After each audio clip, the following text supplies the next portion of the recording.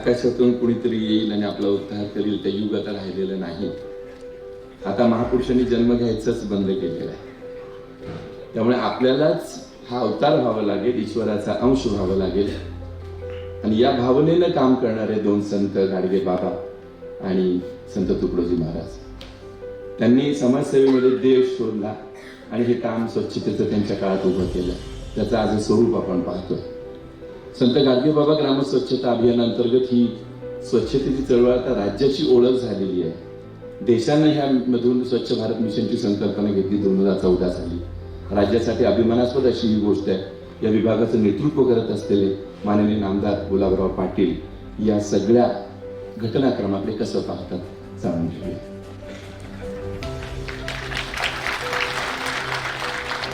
संत गाडगे बाबा स्वच्छता अभियानाच्या अंतर्गत राष्ट्रसंत तुकडोजी महाराज ग्राम स्पर्धा राज्यस्तरीय पुरस्कारासाठी उपस्थित असलेले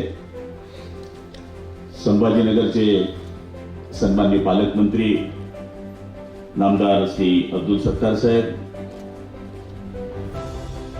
आमचे मित्र आणि गृहनिर्माण मंत्री नामदार अतुल सावे साहेब, ज्यांनी केंद्रामध्ये अर्थ राज्यमंत्रीपद भूषवलं आणि राज्याकरता आदरणीय आयुक्त साहेब श्री दिलीप गावडेजी, रवींद्र साहेब, जिल्हाधिकारी दिलीप स्वामी साहेब, श्री विकास मीनाजी, श्रीमती मिनल रणवार, श्रीमती संगीताताई पाटील, मुखाजी, शिखर रोंदळ, श्रीमती समोर बसलेले सगळे विविध गावातून आलेले ग्रामपंचायतचे सरपंच, उपसरपंच, बंधू भगिनी आणि माझ्या लाडक्या बहिणी आणि पत्रकार मित्र, प्रथमतः ज्या ग्रामपंचायतीची अब्दुल सत्तार साहेब हे आमच्या मंत्रिमंडळाचे एक विरोधाचा पाठ करणारे मंत्री आहे. आमच्या मंत्रिमंडळामध्ये जर कोणी चेहऱ्याने दुःखी असणार आणि सत्तार साहेब जर आले तर सगळ्यांनी हसलंच पाहिजे, असं त्यांचे एक व्यक्तिमत्व आहे. त्यांनी माझी बरीच बाजू सांभाळण्याचा ठिकाणी प्रयत्न केला. तर म्हणाले तर आम्ही या ठिकाणी दिल्ली व्यक्त केली पाहिजे की हा पुरस्कार देताना आम्हाला उशीर झाला, पण त्याला बरीच कारण आहे. 2 वर्ष कोरोनाचा काळ गेल्यामुळे माणूस माणसाला बघत नव्हता ही स्थिती असताना मग समिती पाठवण्यापासून तर गाव निवड करण्यापासून माणूस म्हणजे तुमचं खातं बदललं पण माझं नाही बदललं.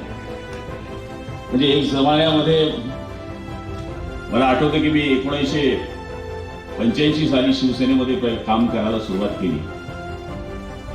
86च्या काळामध्ये बाळासाहेब हे चाळीसगावला सभेला आले होते आणि त्यावेळेस मी खाली एक कार्यकर्ता म्हणून बसलो होतो. त्यावेळेस बाळासाहेबांनी एक शब्द त्यावेळेस मांडला होता, आदरणीय सावेसाहेब, एक काळ असा येईल की पाण्यावरून युद्ध होईल.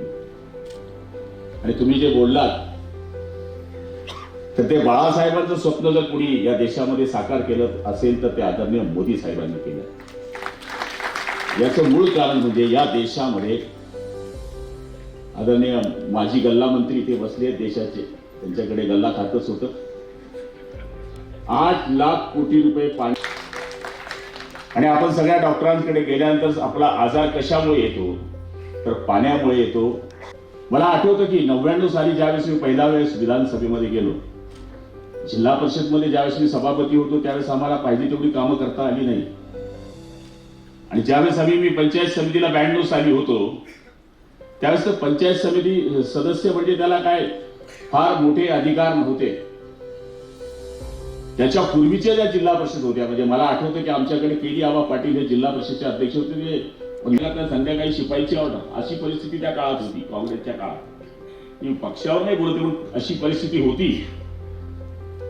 पण ज्यावेळेस आम्ही आलो विधानसभेमध्ये त्यावेळेस आराराबांनी ही योजना आणण्याचा प्रयत्न केला आणि बिना बजेटचं काम कसं करावं हे आराराबांनी त्यावेळेस शिकवलं. तुमचाच खराटा, तुमचंच अंगण, आणि गावाला वाटायला लागलं की आपण या स्पर्धेमध्ये आलो. आणि गावागावाच्या सरपंच, मी प्रत्येक भाषणात सांगतो हेच आहे, एक वेळेस आमदारकी सोपी आहे पण ग्रामपंचायत महाकठीण आहे. गावाचं सरपंच होणं ज्यांनी पाप केलं असेल तो सरपंच होतो असे काही लोक म्हणतात. त्यामुळे गावाचं सरपंच होणं, पाटणच्या तालुक्याच्या आमच्या सरपंचांची मी कहाणी ऐकत होतो. ते म्हणले मी 5 वेळेस सरपंच झालो. आम्ही 5 वेळेस आम्ही आमदार झालो, पण तुम्ही 5 वेळेस सरपंच झाले तर आमच्यापेक्षा तुम्ही ग्रेट आहे. आमचं कसं असतं की 185 गावं मला आहे. एखादं गाव एखाद्या पंचवार्षिकला लीड देतं, दुसऱ्या पंचवार्षिकला देत नाही.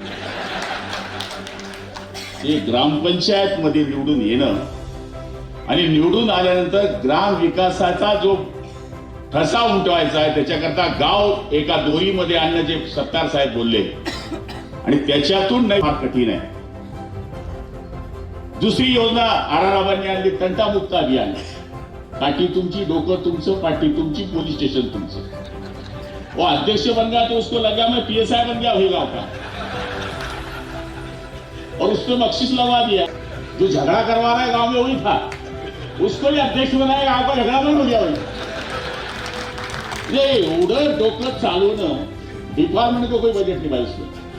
एसपीच्या हाताने त्या माणसाला जो गावामध्ये ध्यानगिरी करतो त्याला जर अध्यक्ष म्हणून ते गावात अजून शकुनी मामा मेलेले नाहीये, तर त्या शकुनांना हिरण्याकरता एक अभियान त्या काळामध्ये आबांनी आणलं.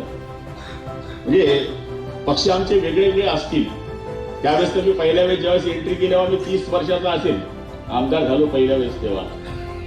पण असे काही नेते होऊन गेले, ज्यांनी जी चांगली कामं केली आहेत ती बोललीच पाहिजे आणि ती मांडलीच पाहिजे. हे पुरस्कार म्हणजे आपलं गावाचं वैभव आहे. वर्ल्ड कप जिंकल्यासारखं हे काम करून जात आहे तुम्ही आज तुमच्याकरता. आणि मला तरी असं वाटतं की आता हागणदारी मुक्त गावाचा हे सांगायची आता गरज राहिली नाही. याचं मूळ कारण गावाच्या माणसाला, गावाच्या तरुणाला, गावाच्या तरुणीला एक वाटायला लागलं की माझं गाव स्वच्छ असलं पाहिजे. आता आम्ही आमदार लोक चुकलो तर 2 मिनिटात बातमी येते.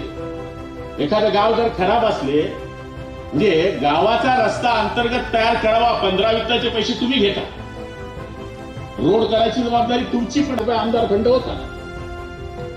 एक शाळा खोली दिली साहेब, खंदारे साहेब 50,000 शाळा खोली व्हायची, पुरं गावाने मिरवणूक काढली. आम्ही आपले 5 कोटीचे रोड देतो तर आम्हाला 5 लोक भेटत नाही, परिस्थिती आहे.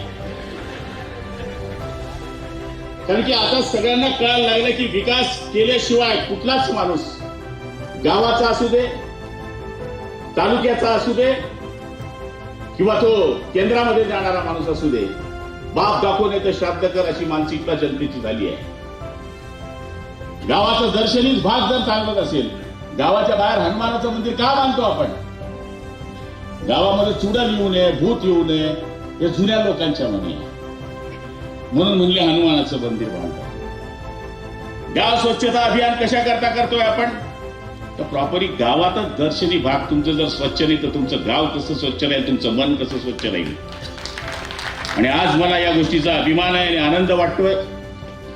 या तालुक्याचा आहे, कुठल्या विभागाचा आहे, कोणत्या याच्यात आहे. म्हणजे छोटं गाव असलं तर काय करू शकतं हे पाटणनी दाखवलं आहे. 420 होने के वजह से 100 घर हो गए. 100 घर में कभी पाटिल नाम की पूरी भावबंद बन जाए तो झगड़ा होता ही नहीं है. तो ते पण फायदा झाला. तर मिश्रित कभी गांव हो गया ना भैया, वहां नहीं हो सकता ये. तुम्ही माझं गाव 16,000 मतांचं आहे, उसमें 40% तुम्हारे लोग हैं, सारामानी कुंभ वाले सब, उसमें हमारे हैं, बौद्ध समाज के हैं. वहां पे करने जाओ तो बहुत मुश्किल बनेगी. लेकिन कभी छोटा गाव है, छोट्या गावामध्ये फार सोपं आहे. आणि तुम्ही 5 वेळेस सरपंच झाले म्हणजे ते म्हणतात ना की नजर नजर में रहना भी कमाल होता है, नफस नफस में बिखरना भी कमाल होता है, बुलंदियों पे पहुंचना कोई कमाल नहीं, बुलंदियों पे ठरना कमाल होता है. आणि माझ्या माहितीप्रमाणे सुंदर असं काम आपण केल्यामुळे आज या ठिकाणी पुरस्कार मिळतोय. सरपंच आणि ग्रामसेवक जर एका फटफटीवर गेले तर समजून जावं गावाची प्रगती.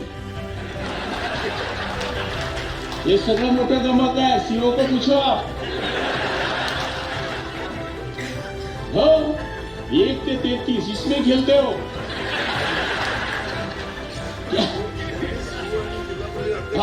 150च्या वरती केंद्राच्या योजना राबवणारा माणूस आहे तो, आणि 1 आणि 33 मध्ये चालतो. ज्यादा दादागिरी केली तर 1 ते 4 भरते म्हणतो. म्हणजे सांगायचा अर्थ असा आहे की एवढ्या याच्यामध्ये तुम्हाला केवढं खेळावं लागते. तो बास भाई राम बोलो भाई राम भैया.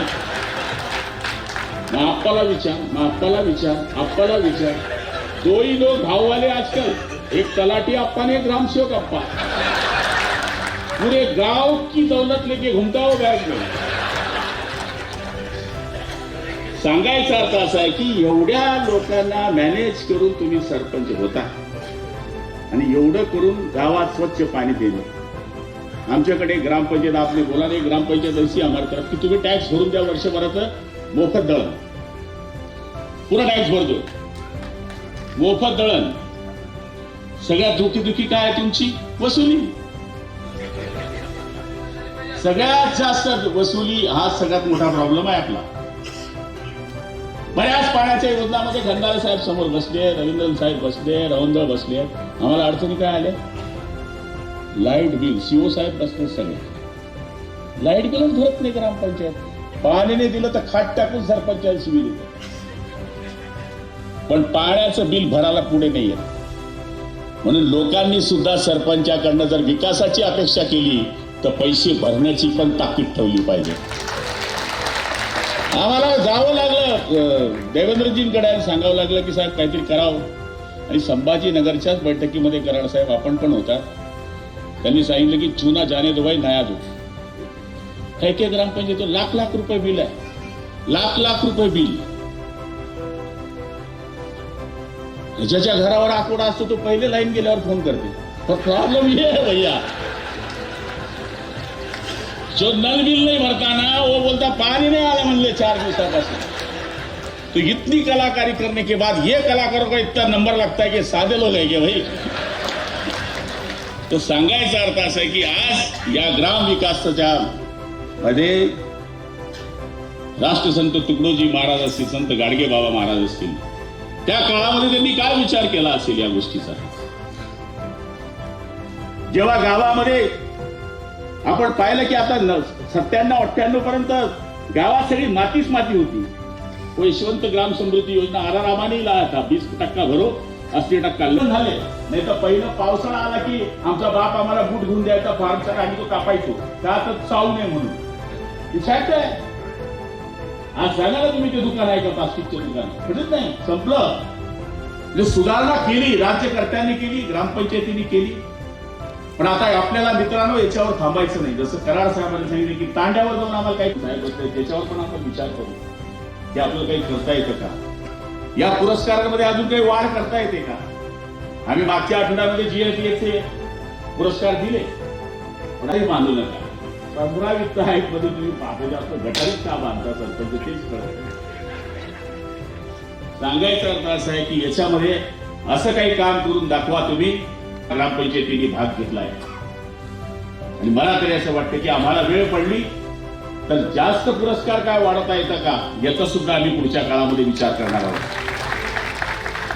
सरकार साहेब तुम्ही जे सांगितलं की याच्यामध्ये वाढ करता येते का, निश्चितपणाने आम्ही तसा विचार करू. आणि ग्रामपंचायतीच्या सगळ्या सरपंच आणि सदस्यांना हीच विनंती करणार आहे. नुसतं आता स्पर्धेपुरतं गाव स्वच्छ ठेवण्यात अर्थ नाही. सरकार तुमच्या मागे उभं आहे. जल जीवन मिशनच्या अंतर्गत कामं सुरू आहेत. स्वच्छता अभियानाच्या माध्यमातून ओला कचरा, सुका कचरा, घंटा गाडी काय नाही देते सरकार. शौचालय बांधण्याकरता तुम्हाला घरकुलामध्ये शौचालय, पूर्वीसारखं आता शौचालय घरकुलाला कमी पैसे मिळत नाही, आता बऱ्यापैकी पैसे मिळायला लागले. म्हणजे शौचालय बांधण्याच्या करता नवीन घर बांधायला आला म्हणजे शौचालय त्याला बांधायचंच आहे. म्हणून ओडीएफ प्लस करता आम्हाला बरीच मदत या कारणास्तव झाली. आम्ही असं दावा करत नाही की 100% महाराष्ट्र ओडीएफ झालाय, निर्मल गाव झाले, पण 80-90% पर्यंत आम्ही निश्चितपणाने पोहोचण्याचा या ठिकाणी प्रयत्न केला. आम्ही काही देवदूत नाहीये. गावकरी आणि सगळे लोक जोपर्यंत या गोष्टीला मदत करत नाही तोपर्यंत आमचा देश स्वच्छ होऊ शकत नाही. आपण दुबईमध्ये जातो, इतर देशामध्ये जातो, तिथं येऊन विमानामध्ये उतरल्यामुळे सांगतो काय देश आहे बाबा, काय स्वच्छता आहे. इथं थुकण्याची स्पर्धा मारतो. हा प्रॉब्लेम आहे. म्हणजे ही परिस्थिती आहे. दुसऱ्या देशाचं तर इकडे येऊन मन सुद्धा स्वच्छ राहणार आहे. या स्पर्धेमध्ये ज्यांनी भाग घेतला त्यांचं मी खूप खूप अभिनंदन करतो. आणि ऐसा मैं कोई छोटी सी हूं लेकिन आपके प्रारंभ में अच्छा लग रहा है. म्हणजे काम करणाऱ्या माणसाला पदावर असतील नसतील या छोट्या गोष्टी आहेत. आणि आपण पदावर असल्यावरच काम करू शकतो असं नाही. किंवा गावाची पंजुबा पण ग्रामपंचायत पण नव्हती आणि आपण काय सहज निवडून आलेले लोक नाही. आंदोलन करून लाटा काट्या खाऊन वेळ पडली तर जेलमध्ये जाऊन काय स्पर्धा राजकारणामध्ये करता येतात. जनतेमध्ये राहणारे लोक, माणसांमध्ये माणसांकडे माणसावर हा धर्म ये कभी देखा जाए तो फिर आपका चुन के आना जरूरी नहीं है. आपके मतदार संख्या में 50,000 मुस्लिम हो गए, 3,500 हमारे हो गए. कैसा होता है 3.5 लाख. तो लोग काम करने वाले को कुछ नहीं करते. काम करणाऱ्याला सरपंच डबल करणार, टिबल करणार, 5 वेळेस करणार. त्यामुळे आपण पुढच्या काळामध्ये सुद्धा आपणच सरकारमध्ये येऊ, आपणच मंत्री राहू. याला खातामध्ये खूप दिलेला पाहिजे आणि त्यांच्या शुभेच्छा आपल्याकडे राहणारच आहे. आता हा राजाच्या पोटी आता जन्माला नाही आहे. डॉक्टर बाबासाहेब आंबेडकरांनी झोपडीवाल्यालाही मत द्यायचा एक अधिकार दिला आणि टाटा बिर्लालाही एक मत द्यायचा अधिकार दिला. त्यामुळे निश्चितपणाने लोक राजा ठरवतात आणि राजा ठरवताना ते एकदम विचार करून ठरवत असतात. आपल्याला सुद्धा गावाचा राजा केलेला आहे. या राजाने मी तुमचं गाव हे स्वच्छ राहील याच्याकरता कायम प्रयत्न करत राहा हीच आपल्याला विनंती करतो आणि माझे लांबलेले 2 शब्द संपवतो. जय हिंद, जय महाराष्ट्र.